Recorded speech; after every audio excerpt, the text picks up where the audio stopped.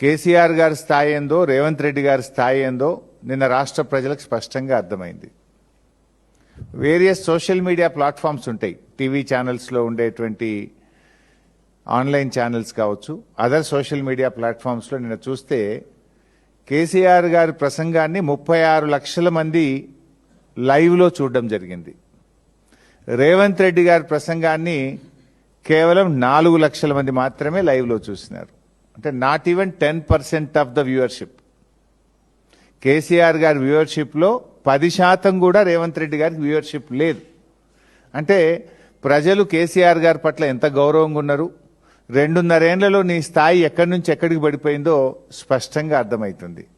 దానికి ఇంకో లైవ్ కూడా చూపిస్తాను నేను. బీఆర్ఎస్ పార్టీ అఫీషియల్ వెబ్సైట్లో మా న్యూస్ ఛానల్లో 2000 మంది కేసీఆర్ గారిది 2K లైవ్ చూస్తూ ఉన్నారు నిన్న. అదేవిధంగా రేవంత్ రెడ్డి గారు చూస్తే ఇది కాంగ్రెస్ పార్టీ అఫీషియల్ వెబ్సైటు, 54 మంది చూస్తున్నారు. ఎక్కడ 54, ఎక్కడ 2000, అది 54, ఇది 2000. అన్నీ కలిపితే ఆల్ ఛానల్స్ యొక్క యూట్యూబ్ కానీ, ఆన్లైన్ ఛానల్స్ కానీ, అదర్ యూట్యూబ్స్ కానీ మొత్తం 36 లక్షల మంది కేసీఆర్ గారి ప్రసంగాన్ని చూస్తే రేవంత్ రెడ్డిది 4 లక్షలు.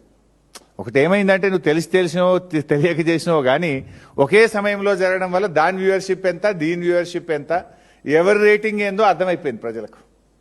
రేవంత్ రెడ్డి గారి స్థాయి ఏందో, కేసీఆర్ గారి స్థాయి ఏందో రాష్ట్ర ప్రజలకు మాత్రం కంపారిజన్ మాత్రం స్పష్టంగా అటు చూస్తే 2000 కనబడుతుంది, ఇటు చూస్తే 54 కనబడుతుంది. అటు చూస్తే లక్షల్లో ఉంటుంది, ఇటు చూస్తే వేలల్లో ఉంది. అంటే నీ పరిస్థితి ఏమైపోయిందో 2.5 సంవత్సరాల్లో ఇప్పటికన్నా తెలుసుకోను.